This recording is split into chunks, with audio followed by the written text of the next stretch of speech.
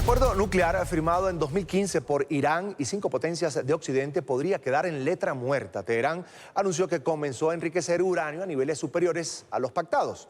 El régimen de Hassan Rouhani responde así a las sanciones impuestas recientemente por Estados Unidos. El Organismo Internacional de la Energía Atómica convocó a una reunión extraordinaria para evaluar la situación. El nuevo desafío de Irán. La República Islámica se aleja del acuerdo nuclear en respuesta a las sanciones impuestas por Estados Unidos en agosto de 2018. Teherán advirtió que en las próximas horas pondrá en marcha su plan para enriquecer el uranio a nivel prohibido. En unas pocas horas se concluirán los trabajos técnicos y comenzará el proceso de enriquecimiento de uranio de más del 3,67%. Esperamos que mañana, cuando el Organismo Internacional de la Energía Atómica tome muestras, lleguemos más allá del 3,67%. El anuncio significa el plazo límite de ultimátum de 60 días que dio Irán a los signatarios europeos del acuerdo para aliviar las sanciones en sus sectores bancario y petrolero. Teherán había informado de un retiro parcial en mayo. Hoy escribimos una carta dirigida a la señora Federica Mogherini, en la que informamos nuestras acciones respecto al enriquecimiento del uranio, que ya no estamos comprometidos con el pacto. Tras las decisiones del régimen de Hassan Rouhani, el Organismo Internacional de la Energía Atómica convocó una reunión extraordinaria para el próximo 10 de julio. El encuentro fue convocado por Washington con el objetivo de revisar los puntos del acuerdo firmado en 2015. China, Rusia, Israel y varios países europeos condenaron el anuncio. Irán ha violado su solemne promesa ante el Consejo de Seguridad de la ONU de no enriquecer uranio más allá de cierto nivel. El enriquecimiento de uranio se hace con un solo objetivo, la creación de bombas atómicas. Hago un llamado a mis amigos de Francia, Gran Bretaña y Alemania. Ustedes firmaron este acuerdo y dijeron que tan pronto como Irán diera este paso, se impondrán sanciones severas. Esa fue la resolución del Consejo de Seguridad. ¿Dónde están? El Plan de Acción Integral Conjunto o Acuerdo Nuclear tenía la intención de limitar el programa nuclear civil de Irán y evitar que se desarrollen armas nucleares. Sin embargo, la reimposición de sanciones estadounidenses desde agosto de 2018 hizo que las empresas extranjeras que habían empezado a invertir en Irán desde 2016 se retiraran y sumió la economía en una fuerte recesión. Al incumplir sus compromisos, Irán se expone a que la cuestión de su programa nuclear acabe ante el Consejo de Seguridad de la ONU, que podría restablecer las sanciones que se le habían retirado. A esta hora saludamos a nuestro jefe de emisión, Nicolai Abril. Nicolai, como siempre, es un gusto. Te pregunto, ¿qué se acordó en el pacto nuclear de 2015 entre Irán y estas potencias occidentales? Bienvenido. Carlos, gracias. Muy buenas tardes. El 14 de julio de 2015, Estados Unidos, Gran Bretaña, China, Francia, Alemania, Rusia e Irán alcanzaron un acuerdo a largo plazo para restringir el programa nuclear de Teherán. El uranio que se encuentra en la naturaleza está formado por 2 isótopos o elementos químicos. El 99,3% es uranio 238 y menos del 1% de uranio 235 utilizado para producir energía nuclear. Para aumentar el porcentaje de uranio 235, las centrifugadoras se utilizan en un proceso conocido como enriquecimiento. Se necesitan muchas centrifugadoras para obtener una cantidad significativa de uranio utilizable. Para generar energía, el U-235 debe enriquecerse entre 3,5 y 5%. El uranio enriquecido al 90%, sin embargo, puede usarse para hacer un arma nuclear. De acuerdo con los términos del acuerdo, Teherán debía detener la construcción de instalaciones de enriquecimiento durante 15 años, limitar el enriquecimiento de uranio al 3,67% durante ese periodo de tiempo y reducir el número de centrifugadoras de uranio en alrededor de 2/3. Solo debía utilizar 5.060 de esas centrifugadoras restantes para el enriquecimiento durante un periodo de 10 años. La instalación nuclear Fordo no debía usarse para enriquecimiento o investigación. Natanz se convirtió en el único sitio de enriquecimiento de Irán. Carlos, el reactor de agua pesada de Arak debía ser rediseñado para evitar la producción de plutonio apto para armas. Nico, aprovechando esta oportunidad, ¿con qué instalaciones se cuenta actualmente, instalaciones nucleares por supuesto, cuenta actualmente el régimen de Irán? Carlos, pues Irán cuenta en la actualidad con una decena de instalaciones nucleares. Repasemos algunas de ellas de norte a sur del territorio iraní. Estas son las de Teherán, Parchin, Fordow, Natanz, Isfahan y Bushehr. El presidente Hassan Rouhani dijo que si las partes no cumplen con todas sus obligaciones en el acuerdo nuclear, el reactor de Arak, el que vemos aquí en el noroeste de Irán, volvería a ser activado. El pacto, recordemos, planteaba el desmantelamiento de esta instalación por considerar que podría producir plutonio.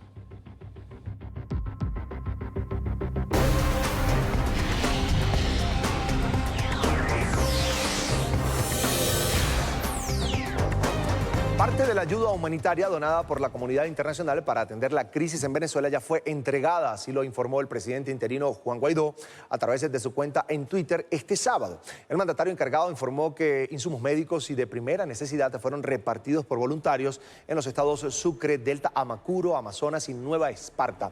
Guaidó agregó además que trabaja junto con la Asamblea Nacional para atender a los más afectados por la crisis humanitaria.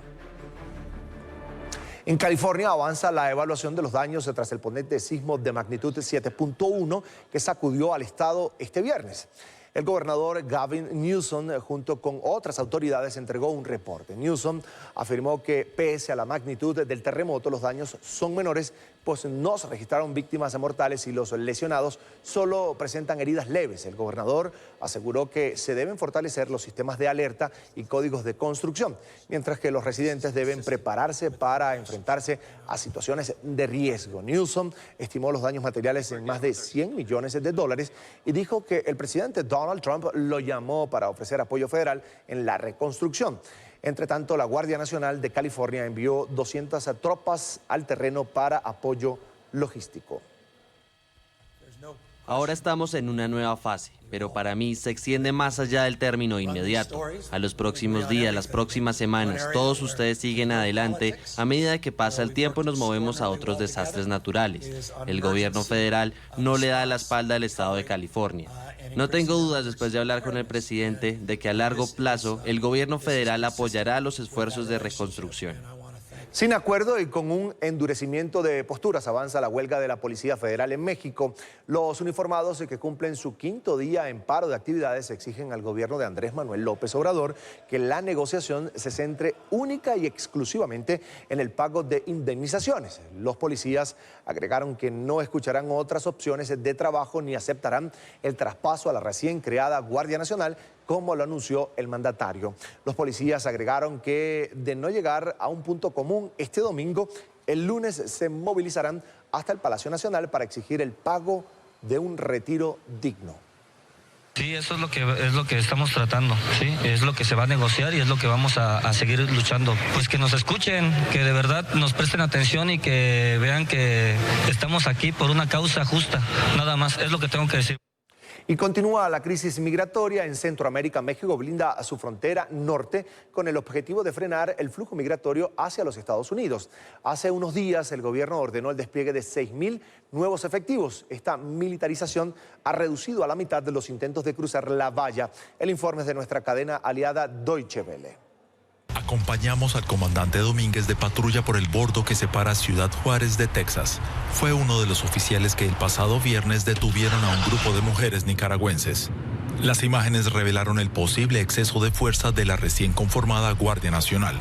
Sin embargo, Domínguez defiende que fueron los periodistas quienes incitaron a los migrantes a cruzar. Tras la polémica, ahora solo pueden retener a indocumentados los militares que vayan desarmados, que se identifican con estos chalecos naranjas. Esta vez interceptan a 3 guatemaltecos, este padre y su hijo de 9 años y esta menor de 17 años que viajaba sola. Los 3 se muestran dolidos por una detención que les ha impedido alcanzar su objetivo de pisar suelo norteamericano. Según nos informa el comandante, a lo largo de este punto fronterizo hay 90 efectivos de la Policía Militar desplegados. En total, 300 en la ciudad, la llamada Guardia Nacional. Se espera que en las próximas semanas lleguen unos 1.000 efectivos más. Además, cuentan con el apoyo de otros 300 miembros de la Policía Federal.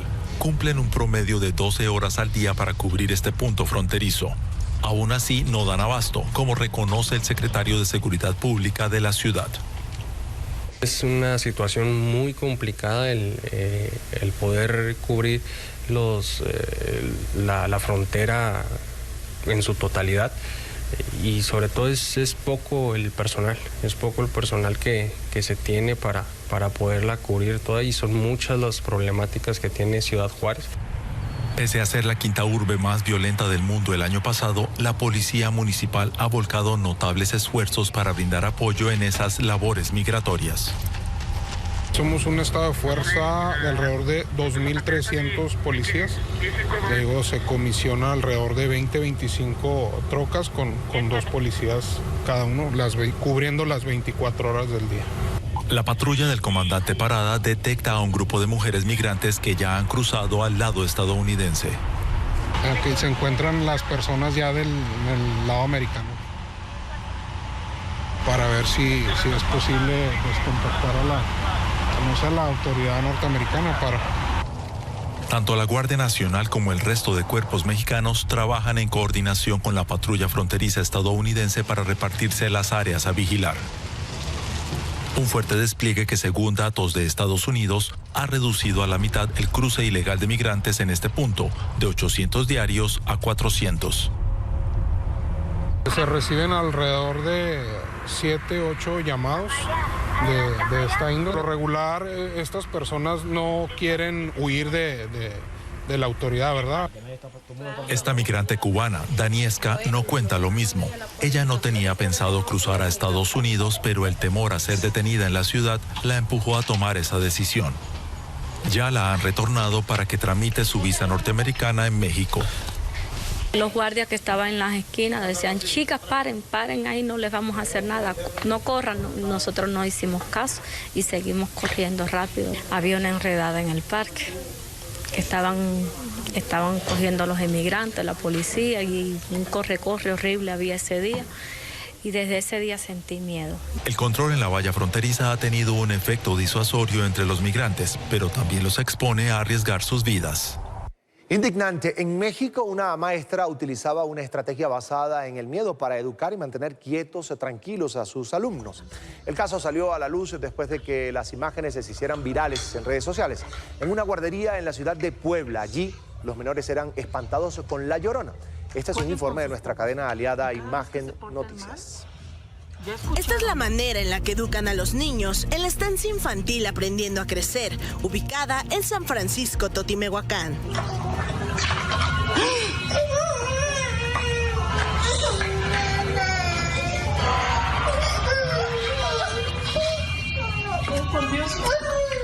Este video difundido en redes sociales ha causado indignación, pues muestra cómo las maestras de esta escuela aterrorizan a los niños para mantenerlos quietos. Utilizan un audio de La Llorona para sembrarles miedo e incluso los graban y se burlan de ellos. Por eso cállense, porque los bebés están durmiendo. Cállense.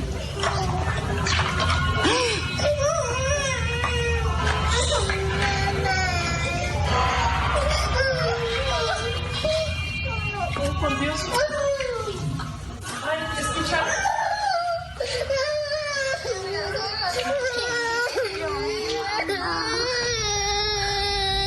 Acudimos a esta escuela para conocer la versión de las docentes y la opinión de los padres de familia sobre estos métodos de enseñanza. Sin embargo, aún no se habían enterado de esta situación. Mi hijo aparece y sí, efectivamente, ahí está mi hijo sentado y no se me hace justo. Es la maestra Leo y lo digo públicamente porque me acabo de dar cuenta que es ella la que está atemorizando a los niños. Discúlpenme, pero estoy muy molesta con la maestra. Y yo voy a entrar a hablar. Si gustan entrar conmigo, adelante. Ábreme la puerta. Necesito hablar contigo. Ábreme la puerta. Si bien sabe lo que hizo. Ábreme la puerta porque te juro que te vas al bote. César es uno de los 15 pequeños que aparecen en este video. Tiene tan solo 3 años y acude al maternal a esta escuela. ¿Te espantó La Llorona? No, porque venía dentro del baño. Que estaba La Llorona en el baño. Ajá. ¿Quién te dijo eso? La Miss. La Miss. La verdad, el trato que se les da a los niños ahí es muy feo. Y ella misma muchas veces hasta les daba el trato mal a los niños, los jalaba, los jaloneaba, los hacía llorar, les gritaba. Luego se burlaban de los niños, por ejemplo, el niño que era de trato especial, luego muchas veces le hacían bromas y se burlaban de él. Algunos padres de familia prefirieron no opinar al respecto y otros dijeron estar sorprendidos por esta situación. No, lógicamente no es una manera correcta y por eso también le comento, me sorprende esa actitud porque al menos en la familia los niños que han pasado acá pues han salido bien. Por su parte, ni la directora de esta institución, Mireya Taboada, ni la maestra Leonor, acusada por los padres de aparecer en este video, han dado su versión de los hechos. Por ahora, la madre de César asegura que pondrá una denuncia en contra de quien resulte responsable de estos hechos, pues de acuerdo con los expertos, estos métodos podrían crear fobias, traumas y problemas psicológicos en los menores.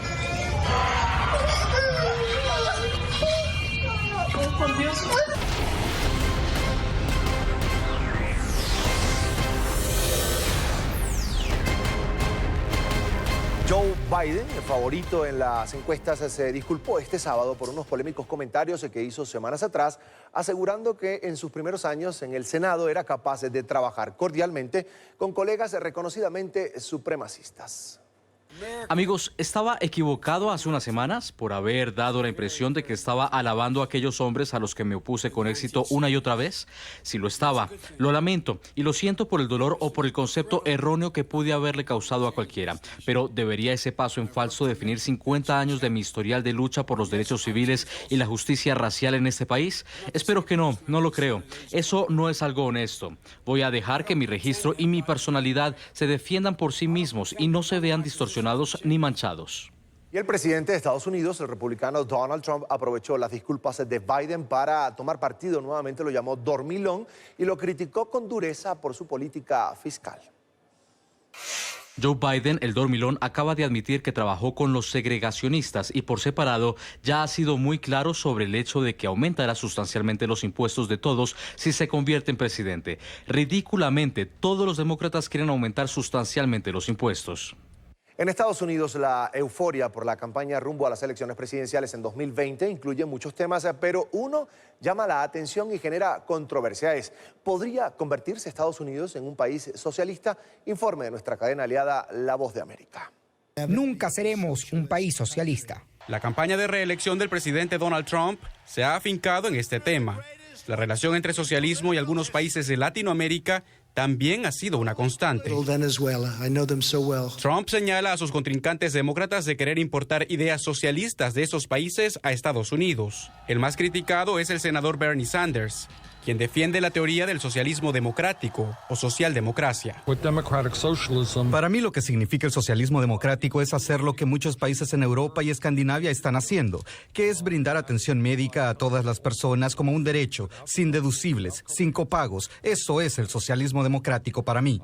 Un reciente estudio realizado por el Instituto de Investigación Pew encontró que los republicanos expresan una opinión intensamente negativa sobre el socialismo y altamente positiva sobre el capitalismo. En contraste, la mayoría de los demócratas ven los dos términos desde una perspectiva más positiva. La base republicana se inserta en la retórica de Trump, pero el Partido Demócrata se dedica a deslindarse de esa idea, asegura Leopoldo Martínez, uno de sus miembros. Nada tienen que ver con esta manipulación de que se pretenden importar o traer aquí ideas fracasadas y absurdas y anacrónicas como las que se han aplicado en Venezuela, en Cuba o en Nicaragua. Según el experto Daniel Ronde, esta batalla ideológica de los dos partidos para convencer a sus bases está enfocada en estados clave. Absolutamente. En un lugar como Florida, donde hay un gran número de inmigrantes venezolanos y cubanos, ellos entienden exactamente qué es el socialismo y ellos lo odian. Pero el mensaje recorre todo el país cada vez que Trump lo menciona, incluso desde el exterior.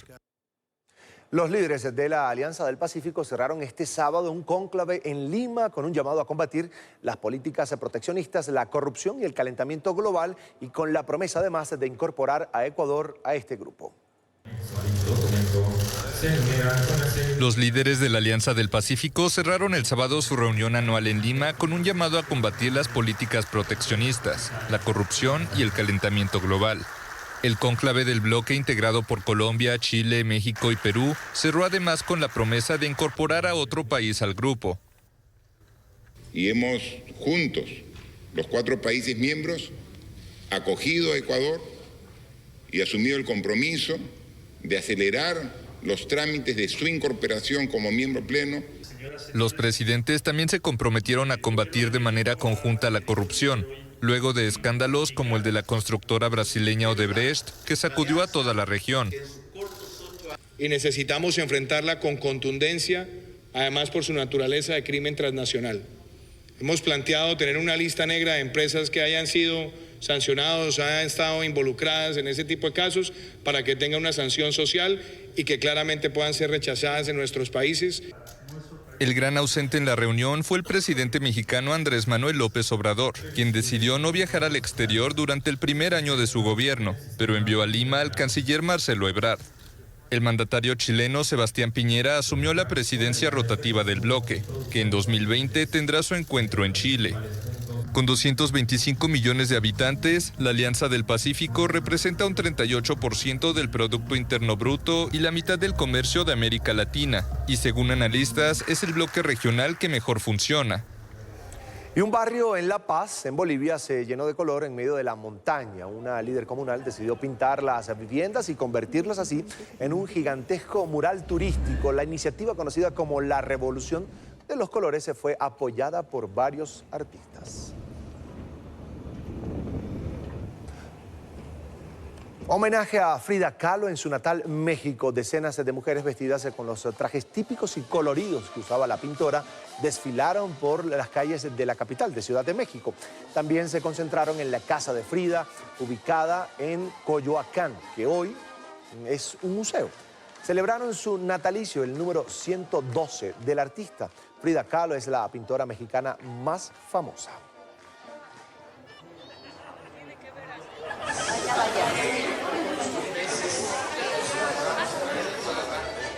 Los brasileños lloran la partida de João Gilberto, el padre de la bossa nova. Cientos de ciudadanos y músicos rindieron un homenaje póstumo al cantante, quien falleció este sábado a los 88 años. Gilberto deja un gran legado en el mundo de la música. Gracias a él, la bossa nova caló en la esfera internacional desde la década de los 60.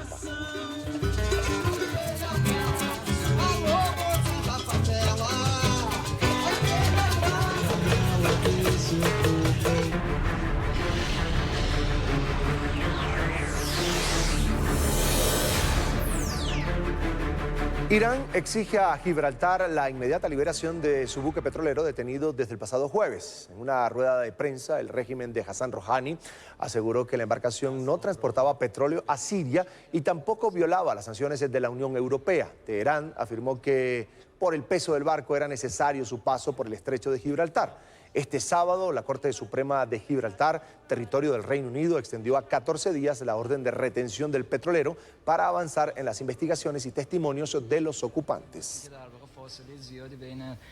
El gobierno conservador de Italia confiscó el barco de rescate que atracó este sábado en el puerto de Lampedusa sin su autorización. Las autoridades se apropiaron de la embarcación alemana que transportaba a 41 migrantes de origen africano y que llegaron hasta el muelle burlando la negativa del ministro del Interior, Matteo Salvini. La ONG Mediterránea informó que pasó 6 horas en el puerto sin permiso para pisar tierra ni desembarcar a los migrantes. Activistas rechazaron la oferta de Malta de llegar al puerto La Valeta porque se encontraba a 144 kilómetros de distancia y suponía un riesgo para los ocupantes de que necesitaban ayuda médica. Y el Papa Francisco calificó de inaceptable el ataque aéreo contra un centro de migrantes registrado recientemente en Libia. Después de rezar la oración mariana a la Reina del Cielo, el pontífice elevó una plegaria por los fallecidos y heridos del pasado 13 de julio en Trípoli. Según la ONU, 53 personas perdieron la vida y otras 130 resultaron heridas. Queridos hermanos y hermanas, aunque hayan pasado algunos días, los invito a orar por las pobres personas indefensas que murieron o resultaron heridas por el ataque aéreo que golpeó un centro de detención para migrantes en Libia. La comunidad internacional no puede tolerar hechos tan graves. Ruego por las víctimas, que el Dios de la paz dé la bienvenida a los muertos y ayude a los heridos. En Afganistán, al menos 12 muertos y 150 heridos deja un ataque talibán con un carro bomba. Según fuentes oficiales, los insurgentes hicieron detonar un coche cargado con explosivos en una base militar ubicada en la ciudad de Ghazni. Los talibanes reivindicaron la responsabilidad del atentado. El ataque se registró mientras que una delegación de insurgentes y miembros del gobierno afgano iniciaron en Qatar un diálogo para tratar de llegar a una tregua. 5 soldados israelíes resultaron heridos tras ser embestidos por un vehículo en la ocupada Cisjordania. Las autoridades indicaron que el ataque fue ejecutado por un conductor palestino en el punto de control de Isme, al noreste de Al-Quds. A las pocas horas, el conductor y su padre fueron detenidos. Los territorios palestinos ocupados viven una creciente ola de violencia. Los colonos y militares israelíes se protagonizan cada vez con mayor frecuencia ataques con carros y disparos entre sí.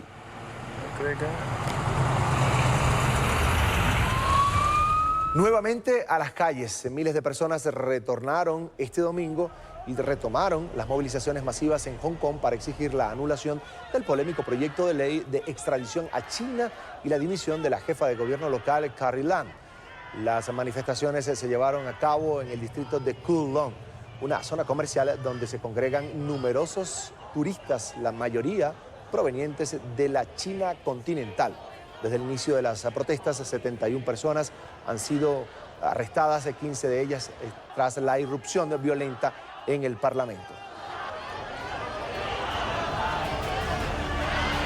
Las lluvias se siguen causando estragos en el sur de China. 20 personas fueron rescatadas en medio de una inundación en la provincia de Guangxi, Sichuan.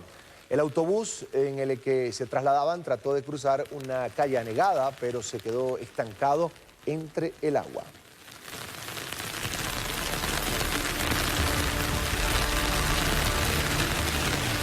Salió de paseo en kart y terminó multado. Un hombre deberá pagar $145 por usar este vehículo en las calles de Shanghái, en China. Este tipo de autos no se pueden manejar en carreteras públicas. El video, que fue publicado recientemente, se hizo viral en redes sociales. El sancionado le había pedido prestado el carrito a su nieto de 6 años para dar una vuelta. Comenzó el tiempo de ocio en París con mucho sol y chapuzones.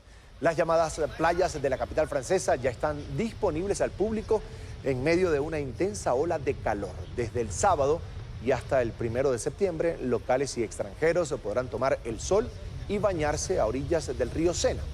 Estos espacios acuáticos son habilitados en este periodo de verano desde hace 18 años.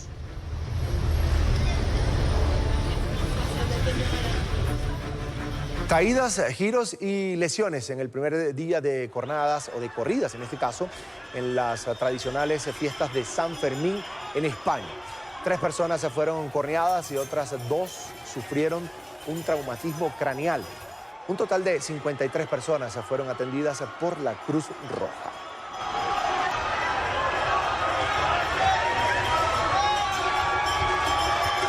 Y antes del cierre, el joven que denunció al actor Kevin Spacey por agresión sexual retiró su demanda. El hombre denunció que en julio del 2016 el actor, galardonado con 2 premios Oscar, le introdujo su mano en el pantalón mientras estaban en un bar de Massachusetts. El supuesto incidente ocurrió cuando el acusador tenía 18 años. El periodo de prescripción del presunto delito vence esta semana. Así ponemos a punto final a este informativo en NTN 24, el canal de las Américas. Sigan informados por Twitter. Recuerden, nuestra cuenta es @NTN24 y todas las noticias están en www.ntn24.com. Gracias por estar con nosotros.